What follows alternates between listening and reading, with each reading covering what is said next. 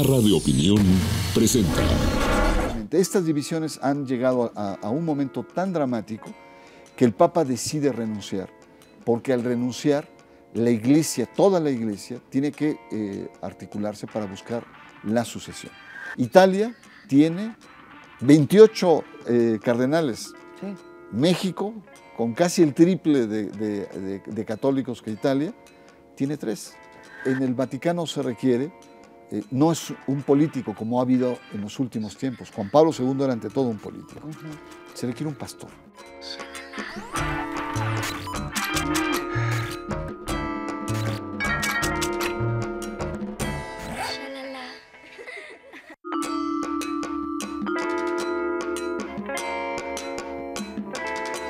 Empecemos con la renuncia del Papa. Certam perveni vires mias in gravescente etate non iam aptas esse ad munus Petrinum eque administrandum. Bene consciusum hoc munus secundum suam essentiam spiritualem non solum accendo et loquendo exequi debere, sed non minus patiendo et orando. Atamen in mundo nostri temporis rapidis mutationibus subiecto et questionibus mani ponderis pro vita fide perturbato, ad navem sancti Petri gubernandam et annunciandam evangelium etiam vigor quidam corporis et anime necessarius est, qui ultimis mensibus in me modo tale minuitur, ut incapacitate meam ad ministerium ii commissum bene administrandum anioscere debiam. Qua propter bene conscius ponderis huius actus plena libertate declaro, me ministerio episcopi Rome, successore Sancti Petri, vi permanens cardinalium, die 11 aprilis bis 1015 commissum, renunciare ita da die 28 februari bis 13 hora 20, sedes Rome, sede Sancti Petri vacet, et conclave ad elicendum novum sum pontificem episcopus competit convocandum esse. Renuncia el Papa Benedicto XVI. Qué impresionante, ¿no, Bernardo Barranco? ¿Hace cuánto no renunciaba un Papa? Bueno, se dice que desde hace más de 600 años, Clemente IV, la última renuncia, pero es la Edad Media, la Edad Oscura, o sea, no hay ningún antecedente. ¿Y cuánto? Y se supone que hay otro Papa anteriormente que renunció, nada más. Sí, 2 o 3 nada más, en circunstancias muy particulares. Pero lo curioso de lo que acabamos de ver es que lo dio en latín. Exacto, te iba a preguntar. Y muchos no entendían. O sea, la mayoría de los cardenales no saben latín, estos estaban todos así, ¿no? Y algunos que sí entendían tenían la mirada pues impresionada, los ojos se les salían, etcétera, y es gracias a la expresión corporal de aquellos que sí sabían latín como se empieza a crear la inquietud. Pero hubo que pasarle la traducción y decirles el Papa ha renunciado. Pero es increíble, ¿no? Es increíble que el mismo Papa quiere regresar al latín, quiere regresar a la misa en latín, cuando su colegio cardenalicio, sus colaboradores más cercanos no hablan latín. Bueno, dice mucho de él, ¿no? Bernardo Barranco, sociólogo de la religión, una profesión fascinante, por cierto. Exótica también. Exótica también. Latín, renunció para la historia, ¿cierto? O sea, está hablando para la historia de la Iglesia Católica, este hombre. Pues está creando precedentes inéditos en la vida de la Iglesia, porque pues nunca la Iglesia había recibido. El Papa es Papa hasta que muere. Sí. En una estructura monárquica absoluta, es la máxima autoridad, simboliza. La última monarquía divina absoluta, ¿no? De Occidente. Es teocrática absolutamente. Ajá. No podemos decir que tenga el poder absoluto, porque es una estructura medieval a base de complejas concertaciones, pero es la autoridad máxima, ¿no? ¿Por qué renuncia? Mira, hay varias razones. La razón formal es la que acabamos de escuchar. Estoy cansado, viejo, estoy desgastado, el mundo ha cambiado. No tengo energía, dice. Ya no tengo energía, etc. Y lo cual pues, plantea también una cierta lógica, sobre todo en un mundo, como él dice, de mucha mutación, de muchos cambios. los viejos ya no tienen lugar en él, o les cuesta mucho trabajo adaptarse a los grandes cambios del mundo moderno. Sin embargo, él incluso hace unos días estaba con el esfuerzo de tuitear. O sea, él tiene un esfuerzo de estar al día, una persona de 85 años. Entonces no va por ahí. A ver, pero además déjame sembrar una duda. Él dice que decide renunciar después de su viaje a México, es decir, el año pasado. Nos debería preocupar. Bueno, quiere decir que todas las porras que les hicieron no le cambiaron su ánimo. Pero es hasta ahora que anuncia su renuncia cuando, como dices, hace un mes estaba empezando su cuenta de Twitter. Oye, en latín también, o sea, qué terquedad del compañero Benedicto. Son los contrastes, ¿no? De él, ¿no? Una persona muy tradicional, haciendo esfuerzos en la tecnología. ¿Tú le crees que lo había decidido del año pasado? Mira, ya lo había anunciado hace 3 años. Hay un libro que se llama La Luz del Mundo, de Peter Sewald, en donde una entrevista muy larga, muy interesante, y en esa entrevista dice, si ya no tengo fuerzas, si ya no tengo salud, estoy en el deber de renunciar. Lo plantea en 2010 este libro, titulares, el Papa piensa renunciar, salvó una especie de pequeña convulsión. Ya lo anunció, pero más bien no decía que iba a renunciar. No era el planteamiento original, simplemente dejaba abierta la posibilidad y nos deja ver, es un alemán el Papa. Estamos acostumbrados a los papas estoicos que hasta el final, de manera penosa, como Juan Pablo II, las imágenes últimas eran realmente muy impactantes, muy duras de ver un papa atlético en su primer momento y cómo había declinado de manera dramática, ¿no? Su salud, su vejez, el dolor que llevaba, pero él tenía hasta una interpretación teológica, es decir, Cristo soportó el dolor y llevó la cruz, yo también la llevo. Pero ese es polaco, heroico. Claro. Benedicto XVI no es heroico. Ahora, Benedicto XVI lleva, tú me precisarás la fecha, pero lleva varias décadas siendo el hombre de la doctrina de la Iglesia Católica. Primero, detrás de Juan Pablo II, les llamaban almas gemelas. Era el hombre que tenía más cerca, Juan Pablo, su interlocutor más cercano, el que le aconsejaba y a quien obedecía, digamos, su consejo, Juan Pablo II. El cónclave que lo elige es uno de los más cortos de la historia, estaba ya dado que iba a ser él. Lo único sorprendente que hubiera podido pasar es que no fuera él. Y ahora, a mí me parece, como dramaturga, como escritora de teatro, que lo que él está haciendo, está pensando en la historia, la larga historia de la Iglesia Católica, asegurándose que él va a elegir un sucesor joven, o sea que va a durar 30 años, alguien de 60 años, digamos, alguien joven, y alguien muy apegado a la doctrina, y a lo que él considera que es la doctrina, que es otra discusión que tendremos, que está eligiendo el futuro de la Iglesia. ¿Tú convendrías en esta hipótesis? Sí, mira, hay varios aspectos. Yo creo, primero, es un papa alemán, práctico. Los alemanes son pragmáticos, a diferencia del Papa Wojtyla, polaco, que era así heroico, histórico, dramático, ¿no? Él es muy práctico, es tímido. Él entró un tanto forzado. Yo considero que lo que planteas es muy cierto. El Papa Benedicto XVI, Ratzinger, era el intelectual orgánico, permíteme la expresión, del pontificado de Juan Pablo II. Era el prefecto de la congregación de la doctrina de la fe, el guardián de la fe. Era el guardián de la ortodoxia. De la ortodoxia. O sea, y el que decía lo que era válido, lo que no era válido. Y él se convierte en el principal asesor intelectual histórico del Papa Juan Pablo II. Por eso es que trabajaron en equipo.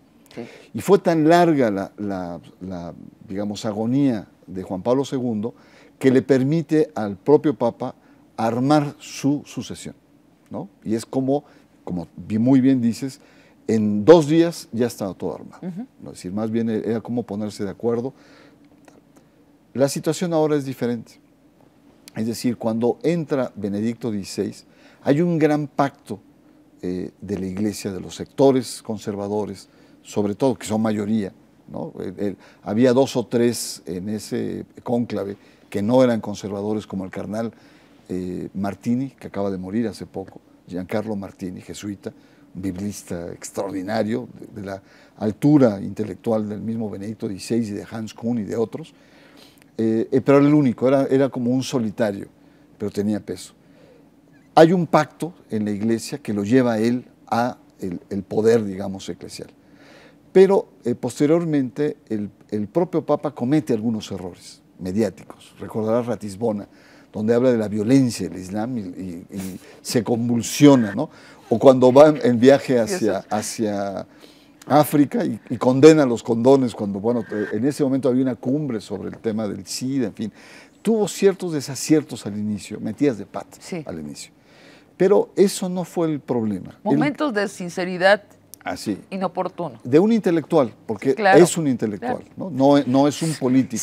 Sí, digamos, decir que los musulmanes tienden a la violencia es una evidencia y lo podemos decir acá, pero si era el Papa y decirlo es otra cosa. Ese pacto se rompe, sobre todo cuando viene toda la avalancha de la pederastia. Sí.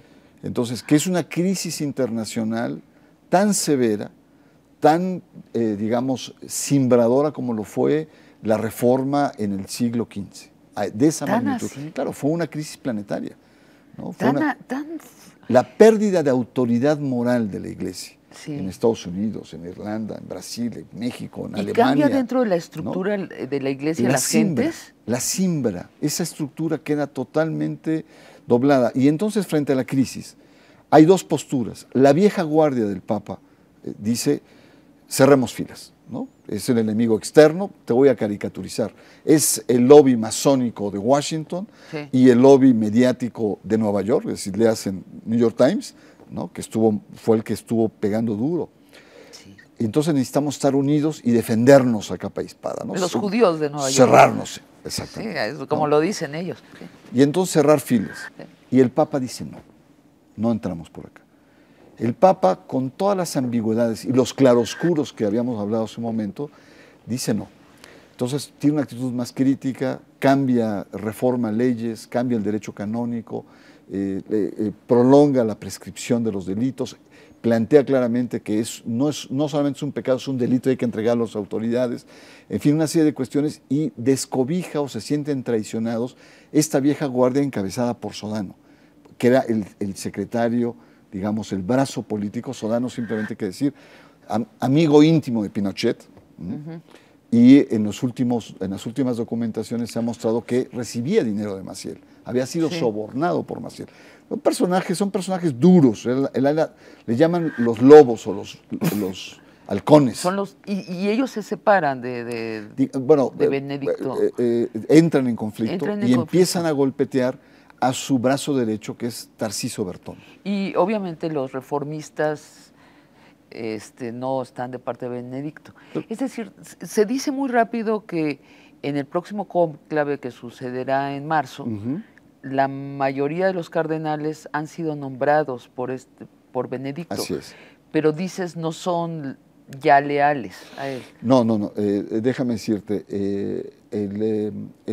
la composición actual del Colegio Cardenalicio son, sobre todo los que votan, son 220 por ahí, un poquito más de 200, pero los que votan son los que tienen 80 años, son menores de 80 años. Entonces, esos son 117. Entonces, de estos 117, el Papa Benedicto XVI en los últimos 6 años ha nombrado más de la mitad. Entonces, que son cercanos a él, a su perspectiva, de tal suerte que sobre todo Bertone es el que podría tener la clave en el proceso de sucesión, porque no solamente son cercanos a Benedicto XVI, sino particularmente a través de la mediación de su brazo derecho. Entonces, efectivamente puede elegir a puede un sucesor. Tener la incidencia, si no es que ya lo hizo. Porque claro. También ¿Y qué supones? ¿Quién supones que es su sucesor? Mira, déjame concluir esta historia de las fracturas, porque es importante entender esto, sobre todo para entender la renuncia, que es un poco el tema de fondo. Frente a la crisis del 2010-2011 sobre la pederastia, esta alianza o esta cercanía se fractura. Todo esto lo sabemos no porque yo te lo esté diciendo, o porque me lo estoy inventando, o estoy haciendo especulaciones. Ajá. Está en un libro y en los famosos documentos secretos que estuvieron filtrándose a la prensa, ¿no? Los wiki, los Batilix famosos. Ah. Y ahí es donde denotan estas grandes divisiones, ¿no? Esos documentos hablan de cómo entre ellos hay una enorme, no diría confrontación, sino antagonismo con lo que significa. Es decir, un odio jarocho, pues, que es durísimo que hay entre ellos. Entonces, el Papa, al no tener el apoyo de un sector tan importante, que es la vieja guardia de Wojtyła, él entra en una situación vulnerable, entra en una situación difícil. Cuando viene a México, y aquí vamos a enchufarnos, viene en medio de esa crisis de los documentos, y se da baños de pueblo y tal, pero viene arrastrando un problema muy serio de tener una curia desarticulada, desunida y desleal. Él, por ejemplo, sancionó a Maciel, ¿no? Así es. Es discutible qué tan fuerte fue la sanción, si corresponde al delito. Nada más lo retiró de la vida pública. Claro. Pero no recibe a las víctimas. Así es. En el caso mexicano, a los no. muchachos y ya los hombres Claro. maduros que fueron abusados por Maciel. Es que ahora entendemos más. ¿Por es qué? decir, el Papa está con las víctimas en todos los países. En Estados Unidos, Sí. en Alemania, en Portugal. Vaya, en Malta llora con las víctimas, está con ellos. ¿Por qué en México no? Porque hay dinero de por medio. No solamente dinero, sino porque Maciel formaba parte de esta vieja guardia de la curia del Papa Juan Pablo II, era un protegido del Papa Juan Pablo II, y el venir era un acto de provocación en esos momentos tan delicados. Yo fui parte, yo cuestioné, escribí y me fui a León y estuvimos ahí, presentamos un libro que se llama La voluntad de no saber, donde se documenta que él ya sabía todo. Sin embargo, ahora entiendo el por qué no se atrevió a hacerlo, porque era provocar aún más estas divisiones. Entonces, rápidamente, estas divisiones han llegado a un momento tan dramático que el Papa decide renunciar, porque al renunciar, la Iglesia, toda la Iglesia, tiene que articularse para buscar la sucesión. Tú lo has apuntado muy bien, él tiene mano en la sucesión, Sí. ¿no? Uno. Dos, al buscar al sucesor, la Iglesia tiene que volver a repensar el proyecto de Iglesia. ¿Y qué es lo que significa? Que puede reconstruirse un pacto entre los diferentes bandos que existen y que están desarticulados, y eso le permitiría al Papa salvar el proyecto eclesial. Es decir, el Papa hoy en la mañana lo dijo, hay en la Iglesia demasiado egoísmo, sigue existiendo mucho egoísmo, y es una Iglesia dividida. Al salirse de la jugada, él posibilita que se articule nuevamente un proyecto conservador. No podemos pensar que va a haber una cosa progresista o los liberales van a regresar, pero además va a tener una persona en donde probablemente él incida voluntario o involuntariamente quién será su sucesor. Y entonces es una jugada genial. ¿Quién crees que es este Papa de unidad, digamos? Tendría que ser un personaje que tenga primero, no solamente es el personaje, sino la habilidad para poder volver a tejer estos diferentes espacios que se han fracturado, ¿no? Es decir, los tejidos eclesiales están fracturados. ¿Y vislumbras quién puede ser? Podría haber varios, algunos no. Por ejemplo, entre los discípulos directos de Benedicto XVI se habla mucho de Scola, que es el cardenal de Milán, que es un cardenal conservador, con mucha presencia, ejecutivo, activo, pero viene de la escuela directa de Benedicto XVI, pero al mismo tiempo viene de la escuela diplomática donde están los políticos de Sodano. Entonces, ¿podría ser? Se habla mucho, ¿no? Pero en este momento yo creo que es muy difícil porque Después hablan... está Müller, ¿cómo se llama? El sucesor, el actual prefecto de la Congregación de la Doctrina de la Fe. Sí, se habla de Ulet también, que es otro, un norteamericano canadiense. ¿Va a ser un negro? Muy difícil. Mira, cuando hablamos... Si fuera democracia, tendría que serlo, ¿no? Pues Casi. ya le tocaría, ¿no? Sí. Pero mira, el colegio cardenalicio, que es el que decide, los 117, son 80 y tantos son europeos, son 28 italianos. Lo lógico, 19 latinoamericanos, ¿no? Lo lógico es que sea un europeo y lo lógico es que otra vez regrese a Italia el pontificado. Fíjate. Pero si las fuerzas no se ponen de acuerdo, si se entrampan, si se trenza en una lucha de poder, probablemente como fue en el 58, entre un papa de compromiso, entre un papa de transición, como fue Juan XXIII, que rompió todos los moldes.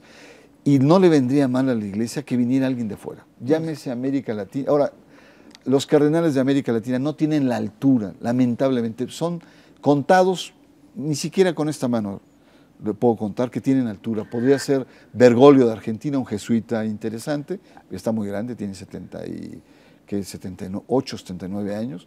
Estamos hablando de Maradiaga en Honduras, que es un buen pastor, más pastor. Y estamos hablando de probablemente un brasileño, el arzobispo de San Pablo, Scherer creo que se llama, que también tiene un buen nivel. Pero la mayoría tienen un pobrísimo nivel.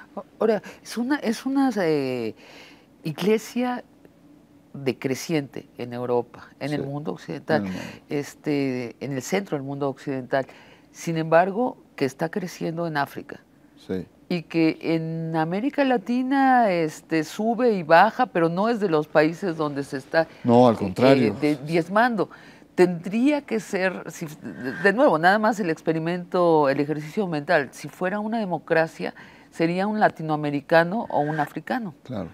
Mira, siguiendo tu lógica, en Italia son que 35, 34 millones de católicos. En México estamos hablando de 84, 85, 86 millones de católicos. Italia tiene 28 cardenales. Sí. México, con casi el triple de católicos que Italia, tiene 3. Entonces, tú ves la desproporción. Por supuesto que no es una democracia la Iglesia, sí. Es una estructura monárquica, absoluta, teocrática. Entonces, el peso de Roma, el peso de Italia sigue siendo muy fuerte, ¿no? Benedicto de joven era un sacerdote progresista. Era un sacerdote no solamente progresista, sino era un sacerdote audaz. Incluso él estaba muy abierto en temas innovadores, como el tema del celibato, era muy abierto, el tema de la mujer, el tema de nuevas estructuras, cuestionaba mucho la burocracia romana. Años después, Benedicto se convierte en un personaje muy conservador. ¿Hay algo les duele que marca mucho. Ese cambio? 68 le da miedo. 68, que es inmediatamente después del concilio, los movimientos y la interpretación sobre el futuro de la Iglesia, sobre todo la teología política en Alemania, con Metz, y lecturas protestantes como Barth, lo simbran. Y él dice, no, regresemos y reforcemos nuestra identidad.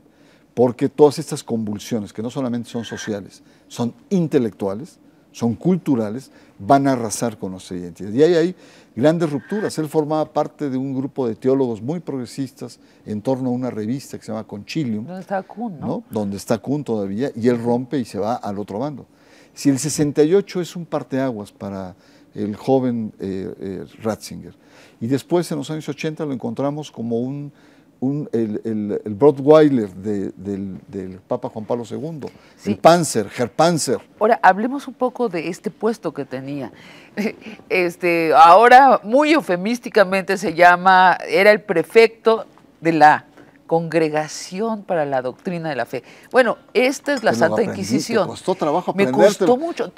La Sagrada Congregación para la Doctrina de la Fe. Pero después le quitaron la Sagrada últimamente.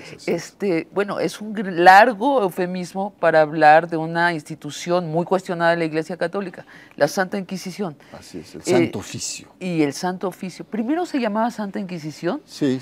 O Santo Oficio era equivalente. ¿Cuándo se funda la Santa Inquisición? Bueno, esto es sobre todo cuando se combaten las herejías. Esto va desde la época de la Reforma, aunque hay antecedentes anteriores. Es decir, la Santa Inquisición es para guardar la ortodoxia frente a las herejías católicas, que curiosamente las primeras grandes herejías eran de lo que hoy llamamos las congregaciones religiosas.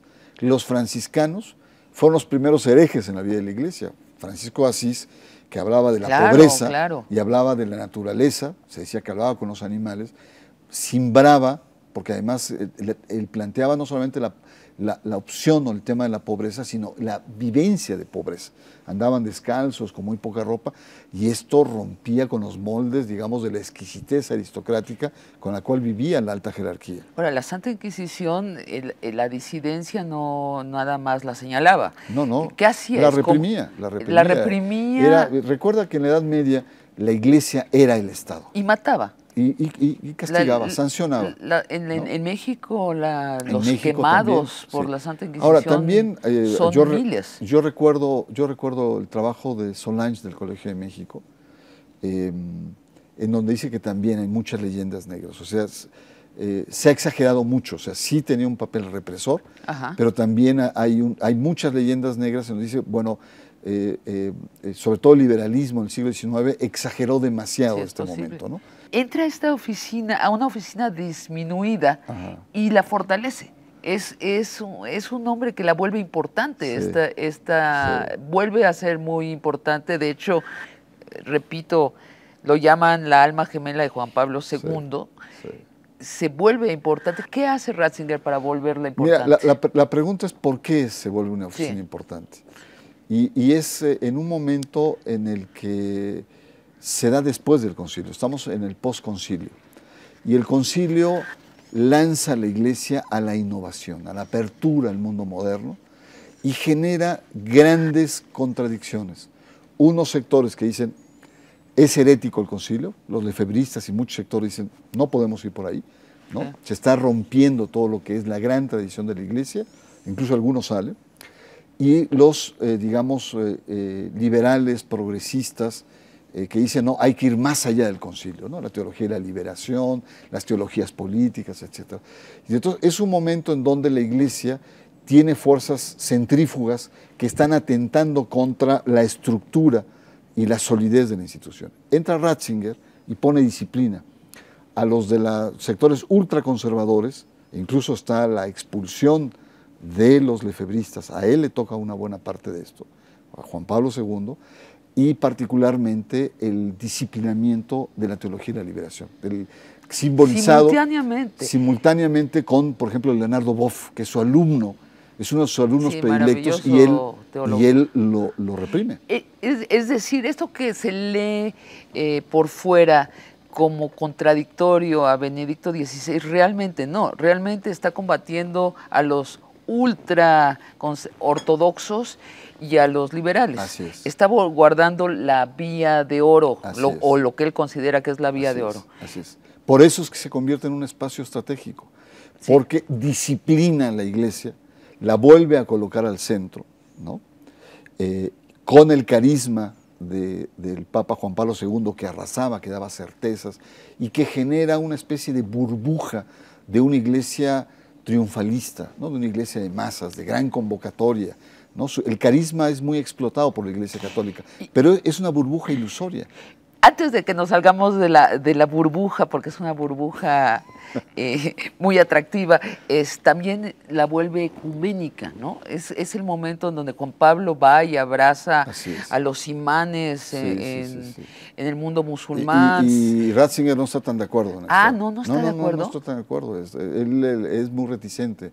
Después ya como papa flexibiliza su postura, pero tiene un planteamiento en algún momento que se llamó, él escribe un texto, siendo encargado del ex oficio, para no complicarnos la vida, que se llama Dominus Jesus, en donde dice, Cristo es la única salvación. Lo demás no existe. Whatever that means. Porque, entonces eso crea una conmoción total con todo lo que el Papa Juan Pablo II había hecho de abrazarse, de aparecer en la televisión, etcétera, ¿no? O sea, de las otras religiones. De las otras, sobre todo a nivel ecuménico. Pero regresemos, que Cristo es, ¿cómo es? Jesucristo es la solución. O sea, fuera de Cristo no hay salvación. Cristo es la única verdad teológica que existe. Ahora, pero entonces, parte de Jesucristo, yo te diría que desde mi perspectiva, y yo no soy católica, pero desde la perspectiva histórica, el momento del rechazo a la teología de la liberación en Latinoamérica es uno de los grandes momentos perdidos para la Iglesia Católica. Y que se puso en evidencia en la visita que hizo Benedicto XVI a México. Cosechó frutos que él sembró, malos frutos que él sembró. ¿Cómo cuáles? Por la caída del catolicismo en América Latina. Es brutal. Claro. En México, en los años 80 todavía, el 90%, más del 90% eran católicos. Hay más de 20 millones de no católicos en este país. Pero es de los que mejor le ha ido, ¿Sí? México. Brasil, el país con mayor número de católicos en el mundo. El último censo que fue hace unos 3 meses que iban a conocer las cifras, están hablando de 68%. 68%. Centroamérica es una zona de desastre católica. 50% cuando... 50% son católicos. La expansión evangélica. Ahora, el Benedicto Ratzinger, el cardenal Ratzinger, combate la teología de la liberación. Sí. La teología de la liberación está en los sectores populares, campesinos, urbanos, semiurbanos, suburbanos. Y es el espacio donde los nuevos movimientos religiosos se han posicionado. Claro, en la pobreza. Entonces, él en cierta medida, él es responsable de la debacle católica de América Latina. Claro, y además es una contradicción con la doctrina de Jesucristo. Por Si supuesto. tú eres alguien que va a la iglesia, eres muy pobre y lees sobre la relación de Jesucristo y los pobres, no entiendes dónde estás porque no es la actitud oficial de la iglesia. Claro. Es más, es la contraria, ¿no? Está aliada con los poderes fácticos, entonces esto es completamente lógico. En Europa es una debacle todavía más grave, la de la Iglesia Católica. ¿Cuánta gente va a misa en Europa? Hay una deserción muy grande. El problema en Europa es un problema de una crisis de secularización, es decir, es un problema de cultura. Es un problema de cultura, es decir, las propuestas católicas representan un bostezo sobre todo la gente más joven. Sí. Un dato que es espeluznante, la verdad, el promedio de edad de los sacerdotes en Europa es de entre 74 y 75 años. Son estructuras envejecidas. Sí, sí. ¿No? Bueno, y el número de europeos que va a misa, conozco la cifra, es el 10%. Imagínate nada más. El 10%, o sea, Europa ha dejado de ser. La Europa cristiana. Dejó de serlo. Por eso el gran debate cuando se plantea la Constitución era si era una Europa con raíces cristianas o no. Por supuesto que era un debate muy fuerte. Entonces, el momento que está viviendo Benedicto XVI es muy dramático. Es decir, volvemos a esta burbuja, porque es muy importante entenderla. Juan Pablo II crea una ilusión, sobre todo con su capacidad convocatoria y su carisma, de que la iglesia es una iglesia todopoderosa. Cuando él muere, es como una gran fiesta, ¿no? Sí. Cuando él muere, pues él encuentra todo regado, ¿no? Y le estalla de malas crisis, donde la iglesia tuvo un modus operandi de protección y de acusación, en donde él también está implicado. ¿Y cuáles son los grandes temas del pontificado de Benedicto XVI? Uno son las mujeres, la presión de las mujeres. Sí, yo lo englobaría, y lo podemos desglosar, en el que el gran tema que tiene la iglesia es como reconciliarse con la cultura moderna. Es decir, el tratar de ser más humilde y abrirse a los temas cotidianos que tú y yo vivimos en nuestra vida diaria. ¿Alguna vez la iglesia estuvo a la par? El Concilio Vaticano II fue esto. Sí. El Concilio Vaticano II fue el gran intento en los años 60 de abrirse a los nuevos tiempos. Incluso Juan XXIII dijo, hay que abrir las ventanas de la iglesia para que entre aire fresco. Bueno, y es donde vuelvo al tema de qué es la doctrina, de esto que se dice con tanta seguridad, la doctrina, y dices, ¿dónde están los contornos de esta doctrina? Porque la actitud de Benedicto XVI fue, no podemos cambiar porque no está en la doctrina. Claro. Y todos los temas de la democracia están excluidos de la iglesia. Sí, y muchos otros. Yo lo que creo es, volviendo a esta matriz de la cultura, Sí. es decir, de una sociedad que ha mutado, un poco lo que planteó en su renuncia, una sociedad que se ha transformado, tenemos entonces una iglesia que asume una postura de poder, que se siente tutelar de los valores. Entonces, Sí. una iglesia que dice, yo soy el que va a tutelar los verdaderos valores, primero, ¿qué es un valor y cuáles son los verdaderos? Entonces ha tenido una actitud de chantaje, de culpabilización, de señalamiento, de condena permanente frente a las prácticas nuevas y que no es una práctica nueva, simplemente la mayor sinceridad en términos de la dimensión de la sexualidad, las nuevas parejas, el tema de la mujer, los casados divorciados y divorciados, en fin, los el derecho a jóvenes, decidir de las mujeres. en todo el tema de la procreación, del cuerpo, todos esos temas. Entonces, en el fondo lo que nos habla es que la Iglesia Católica requiere una nueva síntesis cultural con los momentos actuales. Completándote los derechos de los homosexuales, los derechos de otras minorías como los transgéneros, los bisexuales. ¿Hay algo curioso de una iglesia cuyos temas más candentes son la vida sexual de los feligreses? ¿No te...? Sí, no. Esto es atípico con el resto de la historia de la iglesia, sí, ¿no? Sí, totalmente. Mira, si el gran problema con la teología de la liberación en los años 70 y 80 era las secuelas de la Guerra Fría, es decir, imposible aceptar que haya ideas marxistas en un contexto de Guerra Fría, en este momento el tema pasa a los temas sobre todo de la vida cotidiana y entre ellos el centro es la sexualidad. Y ahí la historia del cristianismo, y aquí no es el pobre Benedicto XVI el único culpable, sino la estructura histórica de la Iglesia concibe a la sexualidad como pecaminosa, el tema de la carne, ¿no? Entonces, la sexualidad desde la Edad Media es la procreación como primera instancia, ¿no? Sí ha habido esfuerzos muy grandes, sobre todo por abrirse esta dimensión de la sexualidad, pero no son ni aplaudidos ni acogidos. Hay pastorales del mundo homosexual que tampoco tienen gran eco. Incluso, por ejemplo, a Raúl Vera, el Vaticano le manda a llamar para ponerlo en orden, porque él tiene una comunidad de homosexuales en su diócesis. Es decir, el tema de la sexualidad es algo que causa mucho ruido, pero es lógico, Sabine. Uno de los grandes problemas es, sobre todo, ¿quién gobierna la Iglesia? Claro. Son puros hombres y ancianos, misógenos, ¿no? Con una estructura antigua que no se ha modernizado y no está dispuesta a abrirse. ¿Sabes? Cuando fui al Vaticano, una de las cosas que a mí me llamó la atención, nunca lo he visto por escrito, pero a puro ojo lo notas, es que no hay mujeres en estos palacios más que en labores de limpieza.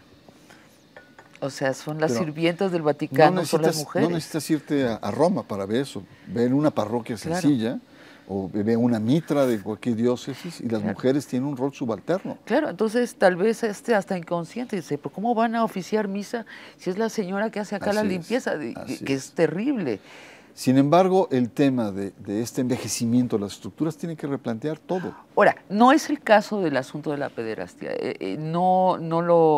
Esto sí es doctrinariamente claro. Allí se equivocó la Iglesia de otra manera. No está permitido doctrinariamente y lo condonó durante décadas. El mismo Ratzinger, como prefecto del ex oficio, lo condonó. Claro. Ahora dice él que él sí estaba muy molesto y sus actos posteriores al fallecimiento de Juan Pablo II muestran que sí era contrario a esto, pero fueron décadas de no reaccionar. Muestra la doble moral de la Iglesia. La doble moral. El espíritu de cuerpo, que pasa mucho en los militares que se protegen entre ellos, etc. Por ejemplo, el libro La voluntad de no saber, sobre el caso Maciel, muestra que desde los años 40 el Vaticano tenía el conocimiento de que Maciel era un adicto, tenía patologías ya desde los años 40, 50, y lo toleró. No solamente lo toleró, sino llega el Papa Juan Pablo II y lo catapulta. Genera no una organización religiosa, sino una empresa religiosa, una lógica de lucro. Entonces, sí creo que la Iglesia en ese sentido, digamos, es otra dimensión, pero tiene ahí, como todo cuerpo, como toda estructura, una gran responsabilidad cara a la sociedad, porque una cosa es lo que dice, hay mucha palabrería de que está con las víctimas, etcétera, etcétera, pero en el fondo sigue, en este momento está la crisis en Los Ángeles con Mahony, que es una paradoja porque Mahony fue uno de los arzobispos protectores de los migrantes y se descubren los documentos porque los jueces dicen liberemos los documentos, que sean públicos, y se muestra cómo es sistemático, cómo protege a los sacerdotes pederastas con niños mexicanos en su mayoría, pero niños migrantes cuyas familias no pueden ir a la autoridad a denunciar las atrocidades de estos enfermos. ¿Por qué? Pues porque son indocumentados. Entonces, estos condenados, desgraciados porque no hay otra manera, iban y violaban a los niños indocumentados, porque sabían que no iban a poder hacer nada. ¿Cuál es el balance entre la política y la verdadera espiritualidad de Benedicto XVI? Yo creo que Benedicto XVI es un Herr Professor, un intelectual que jugó a ser papa y que creo que debe estar, digamos, exhausto con este ejercicio, ¿no? Es un hombre de ideas, de debates. Si tú lo ves en su diálogo con Habermas, si tú ves sus textos, es un hombre agudo, penetrante. Todo lo que es la gestión, la administración. Sí, es un teólogo densísimo. Sí. Mezcla Heidegger con... Es sí. Complicadísimo, ¿no? Él lo que quiere es introducir en este debate entre la modernidad y la fe una óptica en donde la fe es razón, que son el tema. Y uno de los grandes temas que él ha manejado es el tema del amor. Y la sexualidad en cierta medida, pero una sexualidad como la expresión de un amor idílico. Incluso tiene encíclicas muy hermosas al respecto, ¿no? El amor eros, el amor ágape, en fin, tiene una serie de aspectos. Es un intelectual. Y lo que en el Vaticano se requiere no es un político como ha habido en los últimos tiempos. Juan Pablo II era ante todo un político. Se requiere un pastor que sea sensible, que se abra el problema que vivimos los fieles, los seres humanos. Yo creo que el papel de la mujer es algo tan obvio. Si la mujer ha venido ganando espacio en la sociedad, ¿por qué no ganar un espacio en la iglesia? No sé. Es algo obvio, lógico, es a contrasentido. Entonces, el riesgo que tiene, si la iglesia sigue así, es que se petrifique la iglesia y que en 50, 60 años corra el riesgo de ser una pieza de museo, ¿no? Moderno. Aunque ellos dicen, no, espérame, llevamos 2000 años, sí. Barranco, no salgas con esas cosas. Sí. Si hemos sobrevivido del esclavismo, la antigüedad, la Edad Media, la Ilustración y la modernidad, no es posible que... Pero está en un momento dramático la iglesia. Bueno, o convertirse en una iglesia de las zonas más atrasadas del planeta. Convertirse en una secta, es la otra. Sí, bueno, o sea, volverse importante en África, quedarse importante en África y nada más. Sí. Eso es lo que además estamos al borde de que suceda. En Europa es verdaderamente irrelevante la Iglesia Católica y en Norteamérica también. Claro. En América Latina se está convirtiendo en irrelevante. Entonces, bueno, se les está acabando el mundo. En Islandia no sé, pero ya no creo que sea muy relevante, ni en Australia. Es decir, sí en Australia está bajando. Claro. Y sobre todo con los escándalos, hubo salidas masivas, pero masivas. Digo, se está arrinconando en África, en un continente donde de pronto un cardenal le regala de cumpleaños al Papa que la condena a muerte de los homosexuales. Es patético, ¿no? Patético. Primitivísimo. Por eso creo, volviendo a la pregunta inicial, sí, que la renuncia de Benedicto XVI, con todo lo que hemos conversado, es una renuncia eclesial, histórica, que va a dejar precedentes, pero también es una renuncia política. Es decir, volvamos otra vez a tener un proyecto común. Y generosa es parte de él, ¿no? En cierta sentido, va a dejar precedentes. Ajá. Entonces creo que él se hace a un lado, él ya no, humanamente ya no va más allá, y lo que quiere es que haya un nuevo pacto en la iglesia y que se afronten esos grandes problemas.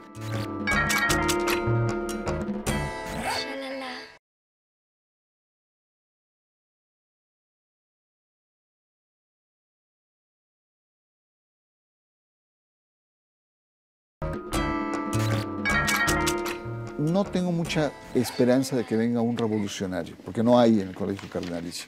un liberal que diga hagamos. Pero algo tiene que hacer la Iglesia. No puede seguir dándole la espalda a la cultura contemporánea. ¿Crees que hay esa conciencia dentro de la Iglesia? Yo creo que no tiene alternativa tampoco. Digo, ¿qué va a hacer en Europa con curas de 75 años? Porque ya no es plausible entrar al seminario. África, te digo. No, bueno, se está trayendo africanos como curas. Sí. Hay muchas, yo acabo de estar en París y me impresionó una iglesia que estaba cerca, me asomé, había pocos fieles efectivamente, y el que oficiaba en un francés muy mascullado, muy africano, era una persona que venía de África. Es decir, Europa se está convirtiendo en tierra de misión, qué paradoja. Sí. ¿No? Entonces, yo creo que si la iglesia no se sacude estos polvos imperiales, esta soberbia con la que ha estado mucho tiempo y sobre todo tiene una actitud más evangélica de no ser poseedora de la verdad absoluta, creo que será un gran paso. ¿Y cuáles son los retos de esta iglesia futura? Los has ido mencionando, pero para resumirlos es la relación con las mujeres, Sí. que se les tiene que dar entrada a la jerarquía católica, apertura al mundo de la mujer. a oficiar misa, Así darle, es. digamos, los mismos derechos que a los sacerdotes. ¿Qué otro? Los homosexuales, El ¿qué tema de la supones? sexualidad, concebir la sexualidad como en muchas religiones orientales, como en su dimensión espiritual. En algunas religiones orientales el placer y la capacidad de comunicación sexual entre dos seres humanos es una experiencia espiritual. Tiene que haber una revolución, ahí predomina esta dimensión de pecado. Sí, ¿no? y la verdad es que en la Biblia con toda tranquilidad pueden encontrar los fundamentos para hablar de la sexualidad como amor. Del Cantar de los Cantores sí. es un poema erótico. Así es. ¿No? Es un poema erótico. Y de ahí se derivan el tema de ver con mayor bondad el tema de las minorías homosexuales, nuevas parejas, etc. ¿Crees que sea posible? O sea, cambiar de esa actitud sería un enorme cambio. Yo creo que no en el corto plazo, pero hacia allá va. O sea, no, en una sociedad cada vez más plural, más multicultural, evidentemente que hacia allá va. Sobre la procreación, por ejemplo, la Iglesia sigue rechazando el uso del anticonceptivo. Sí. Pero ya no con tanta intensidad, ¿no? Sigue con el tema del aborto. Lo que pasa es que ahí son el ADN, ¿sí? son el tema de la vida, el aborto, etcétera. Es que en la antigüedad donde pues tenían 10 hijos y se morían 8. Pues sí, había ¿no? que Entonces, controlar eso. Lo más importante era la procreación. Claro. Pero en sociedades en este momento donde bueno, hay falta además, de alimentos. los señores tenían que saber si era realmente su hijo claro, en sociedades patriarcales. Ahora ¿no? tenemos pruebas de ADN. Claro, pues. entonces el problema ahora es la sobrepoblación, Sí. el problema ecológico. Tiene que replantearse muchas cosas, ¿no? El tema de la pareja. Tú que sabes muy bien de la Biblia, pues las parejas en el mundo abránico eran totalmente diferentes. Bueno, sí. Era un universo poligámico. Así es. Y entonces se casa con un modelo que no tiene más de 200 años. Claro, que es absurdo. Entonces, ¿por qué defiende, para explicitar lo que estamos diciendo un poquito cifrado, es decir, la defensa del matrimonio hombre-mujer, que ahorita siempre lo dicen, es el argumento para no permitir los matrimonios, para impedir los matrimonios homosexuales? Tiene 200 años de antigüedad este matrimonio en la iglesia. Perdón, si fueran totalmente fieles a lo que dice la Biblia, tendría que el mandato ser un hombre y 2 mujeres, claro, de menos. Claro. Cualquier hombre con una sola mujer estaba faltando a la Biblia. Claro. ¿Y qué otros temas, Bernardo? Evidentemente está el tema de los sacramentos, es decir, el sacramento del matrimonio, por ejemplo, ¿no? Sí. Hoy, pues, es muy común, digamos, los divorcios, Sí. los cambios, los giros, las estructuras familiares están cada vez más complejas, hay desde madres solteras hasta los tuyos, los míos y los de quién sabe quién, pero es decir, ahí la iglesia tiene que ser más flexible, entonces no casarse con esos modelos y tener más misericordia por aquellos que son muy creyentes y que quedan fuera de la iglesia, quedan excluidos al hecho de separarse o estar divorciados. Es un poco terminar de perder las guerras culturales Claro, que ya perdieron, claro, y dedicarse al asunto de la fe. de entender con humildad lo que está pasando. Por eso digo que el tema de fondo es una síntesis cultural con la cultura contemporánea. Es digamos, la médula, ¿no? Siguen con actitudes, y no tener esa actitud de condena, ¿no? Una actitud de condena que no le lleva más que a ser la antipática, ¿no? Como muchos jerarcas que escuchamos ahí. Y algunas veces les llega a comentar el cardenal Rivera, por ejemplo, cuando en la asamblea del DF aprueban el aborto, excomulga, ¿no? Casi es como cuando no puede hacerlo. El Código de Derecho Canónico puedes excomulgar, pero aquellos que participan directamente en un aborto, es que tal la enfermera, el doctor, etcétera, pero mira, no al legislador. Es que ¿no? tal vez sintió nostalgia de la Santa Inquisición, dijo, pónganme los palos en el Zócalo. Ay, perdón, ya no es esa época, Pues ya sí, se nos fue sí, esa época. sí. Bernardo, entonces, es muy importante el conclave que llega para el futuro de la Iglesia Católica. ¿Quién va a ser el sucesor de Benedicto XVI? Es muy importante. Sí. Probablemente además sea un papa que va a durar ahí, y las opciones son, decías, ¿tú quieres un papa revolucionario? No, dijiste que eso no era posible. No, pero digamos, son sueños guajiros a esta altura, o sea, trato de ser realista. Pero que no sea un Pero por lo ultraconservador. menos que sea un papa inteligente, con un sentido, y que sea un pastor. Un político nuevamente sería desastroso para la Iglesia, porque sería que la Iglesia, como en muchos aspectos en México, utiliza la debilidad del poder político para sus logros, cuando debía ser a través de su irradiación cultural que podía llegar a lograr lo que quisiera. Pero tiene que tener la presión política para defender sus intereses. Entonces, yo sí creo que es un momento muy importante, porque es un momento de discernimiento. No solamente se trata de que el Papa se va, estamos todavía sorprendidos, etcétera, sino es la oportunidad como para ver estos temas que de manera salpicada hemos abordado, pero que son esenciales en el futuro de millones de creyentes. Estamos hablando de una religión de 1.200 millones de creyentes. Bueno, y la posibilidad de que la Iglesia Católica sea una fuerza para que la vida sea mejor en el planeta. Es una posibilidad muy real. Pues ojalá, ¿no? Aunque fíjate que estoy diciendo una blasfemia, ¿eh?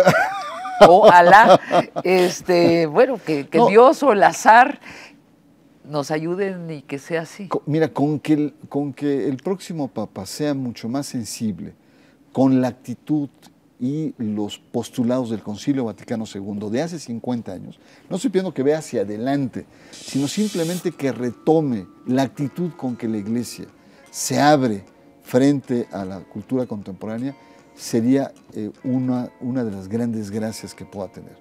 Lo dudo mucho, que ya sabía. Muchas gracias por esta conversación. Al contrario, se fue rapidísimo. Sí, ¿verdad? Barra de Opinión presentó.